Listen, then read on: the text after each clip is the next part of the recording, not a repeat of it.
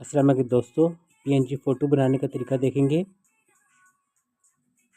ये फ़ोटो है, आपने क्या कर लेना है, उसके बाद ये इस टूल का इस्तेमाल करना है। टूल का इस्तेमाल जिसे हम मैजिक पेन टूल कहते हैं, इसका इस्तेमाल करना है और इस पर आके क्लिक करना है। ये ब्लू जो है हमारे बैकग्राउंड, इस पर क्लिक करना है। क्लिक करने के बाद आपने डिलीट का बटन दबाना है। तो इससे क्या होगा कि जो बैकग्राउंड है वो बिल्कुल रिमूव हो जाएगा। फिर आपने इसको क्या कर देना है, सेव एज कर देना है। सेव एज आपने पीएनजी करना है, जहाँ पे भी आप सेव करना चाहते हैं उसको सेव करें। इस तरह ये आपकी पीएनजी फ़ोटो तैयार हो जाएगी। अब आप जाके देख सकते हैं, ये देखें कि पीछे कोई भी बैकग्राउंड नहीं है। अल्लाह हाफिज़।